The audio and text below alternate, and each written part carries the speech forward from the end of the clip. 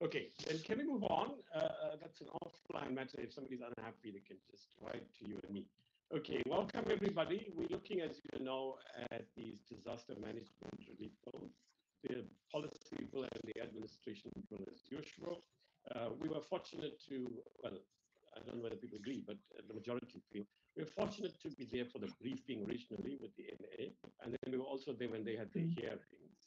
And so we also got a sense of what the public says.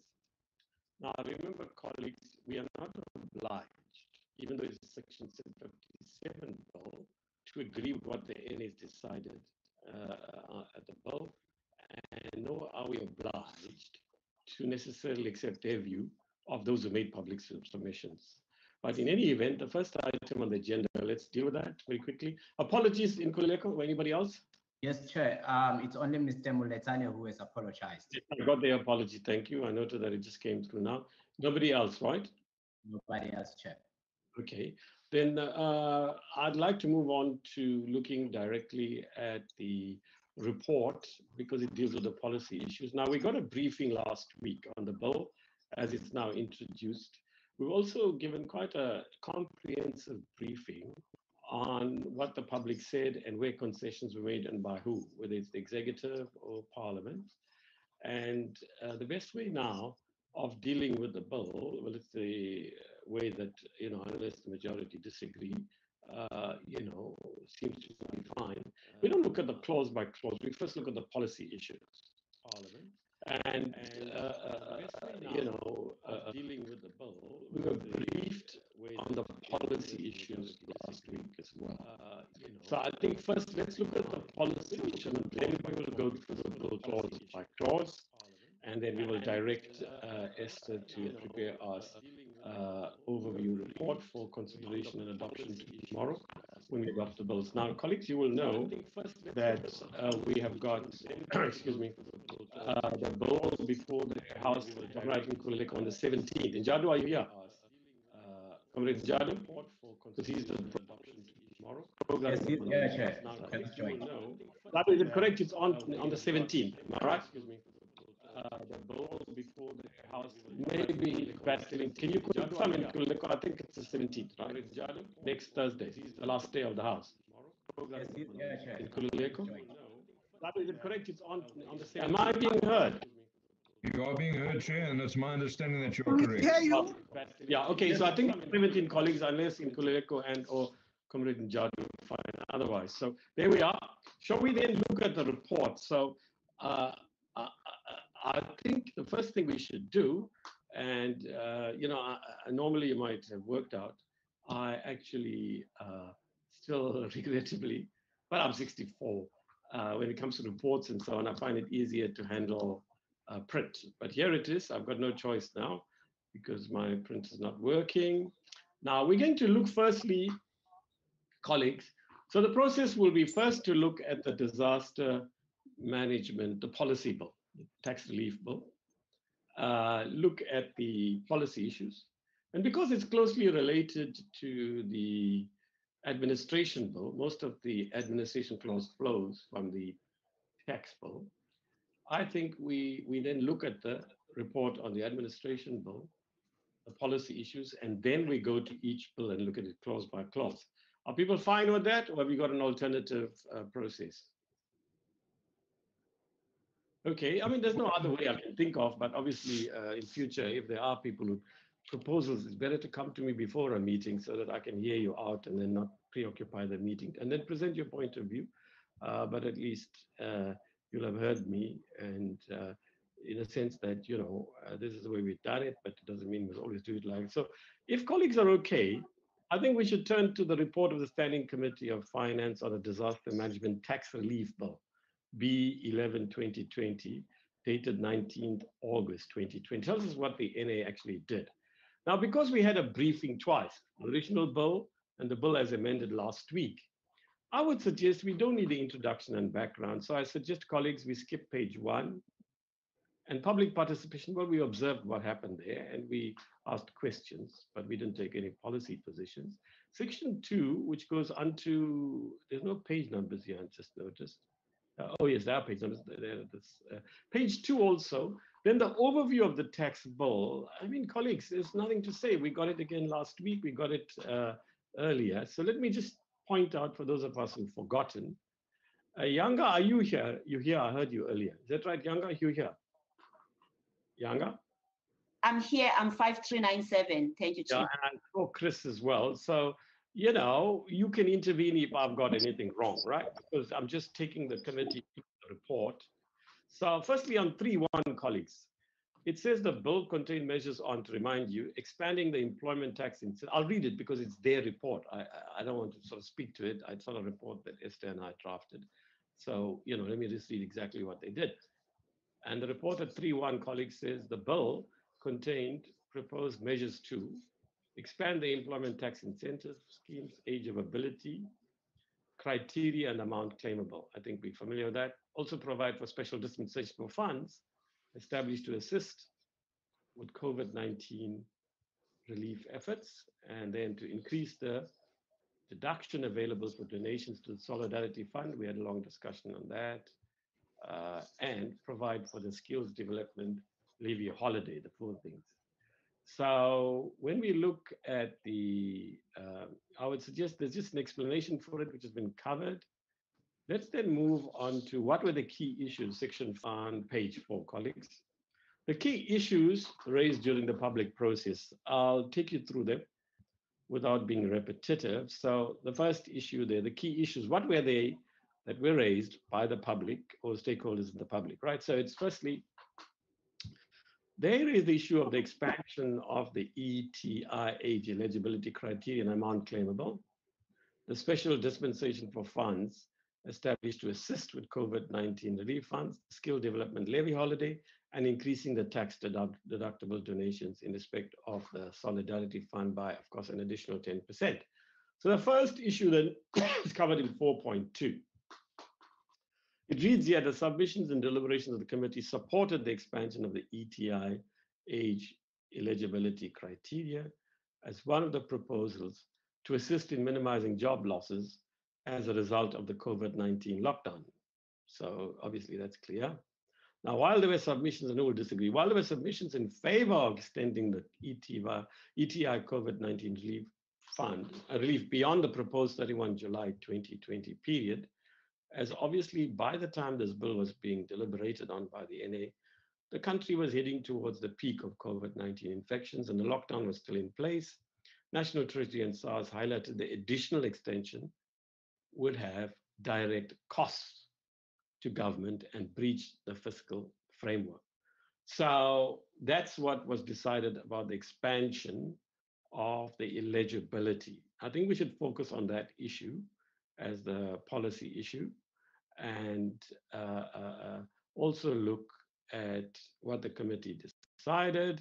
But in the first instance, taking into account what was said last week in our committee and what we heard were the issues that were dealt with and how, both by the committee and the executive, on the expansion of the ETI eligibility criteria.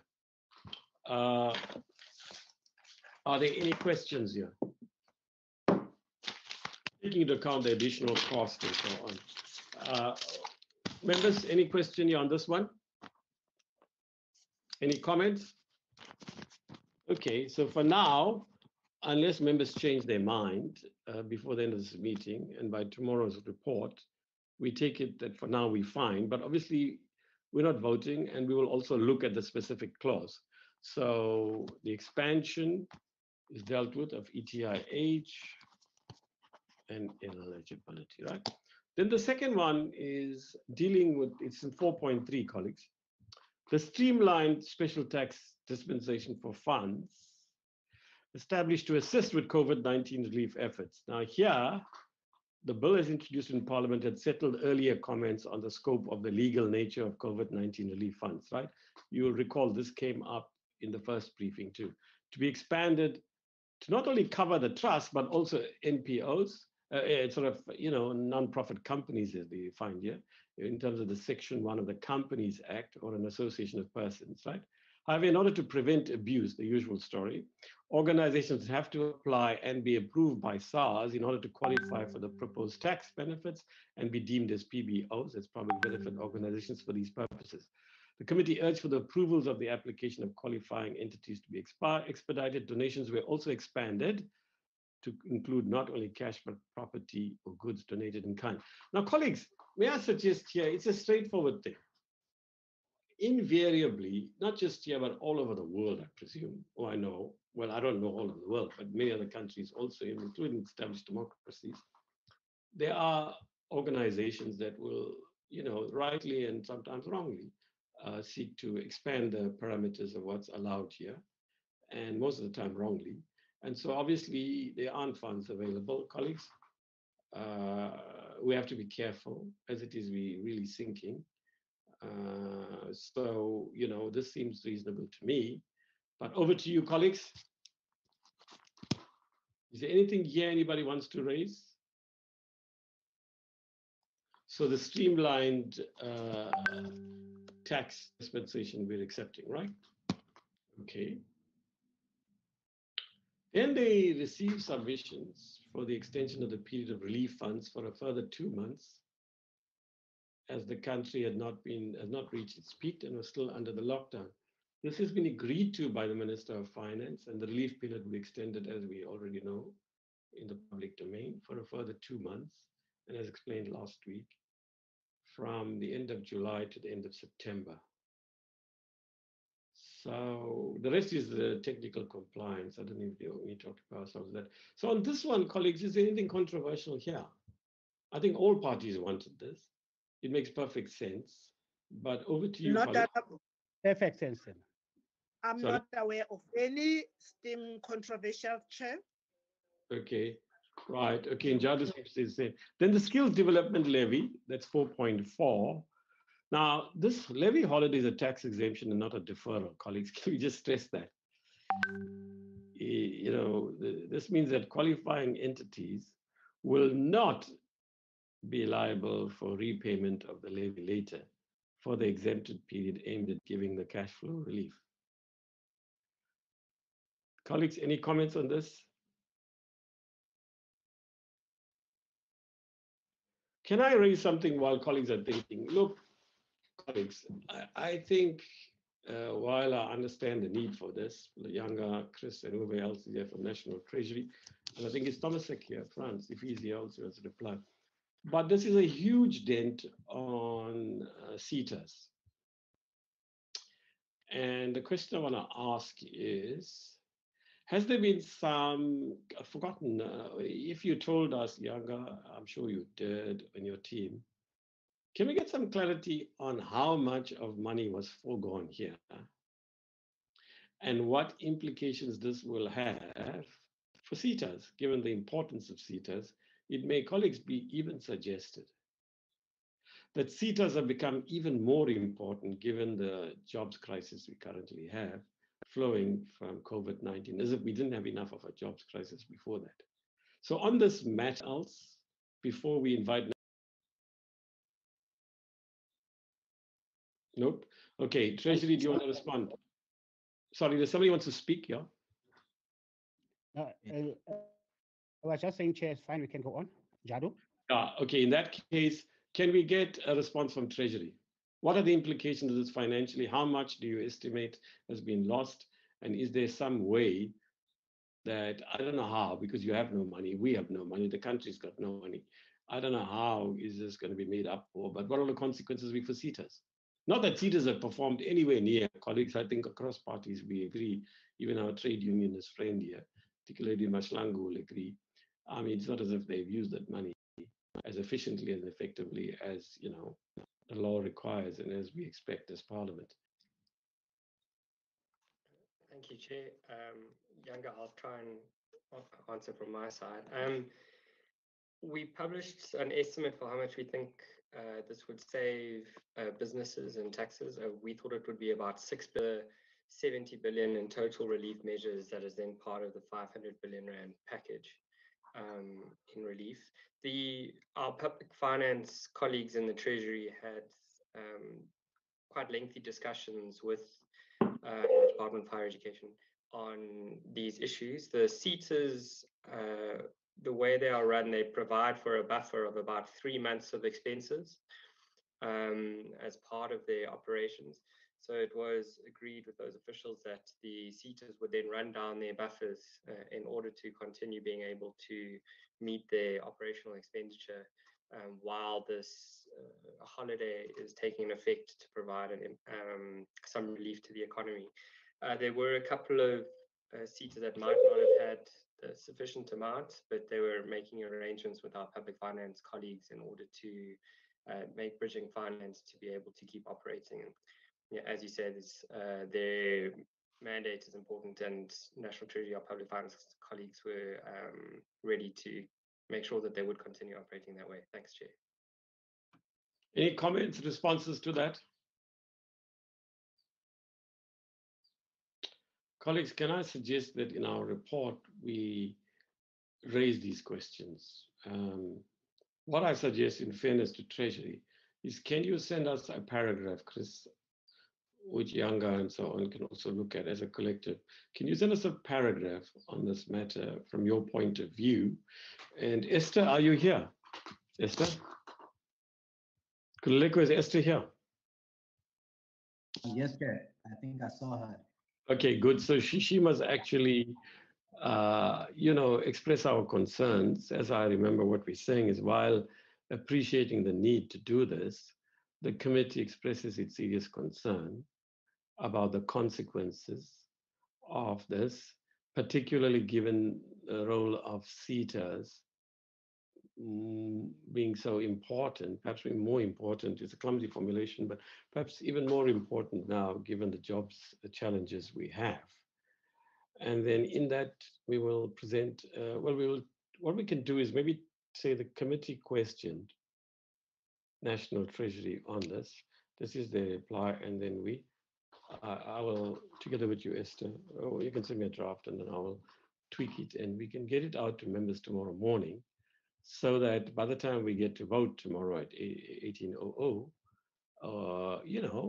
we sort of don't quibble about it. So let all the members see it by, let's say, 2:00 when we reconvene as NCOP. So they've got enough time. It's not going to be a lengthy report, but at least they've all had a chance to look at it. But we can tweak the words in the committee as well. But those who want to change the words can also email Nkululeko and me. So colleagues, I think we're agreeing that we are concerned. But we should also observe, Esther, that the committee is acutely aware of something. Say it because it's an excruciatingly challenging issue. That the SETAs have not been performing, most of them, or SETAs in general have not been performing to the extent that they should. Okay, and there are questions about their value for money, but we don't intrude on the scrutiny and oversight that the relevant committees on our side here in the NCOP and on that side in the NA, do. They know more about these issues than we do. Okay, then we go to increasing the tax deductible donations available for the Solidarity Fund by an extra 10%. Now, this is very predictable. This proposal is aimed at encouraging South Africans, to remind you, to make contributions to the Solidarity Fund, as noted in the NA report. Now, the increase by an additional 10% increases the tax deductible limit, for donations to 20% in respect of cash or property in kind donated and actually transferred to the Solidarity Funds. Submissions made for other COVID-19 relief funds to benefit from this 20% deduction that would be applicable to donations to the Solidarity Fund. It was, however, noted that the current 10% available to these other funds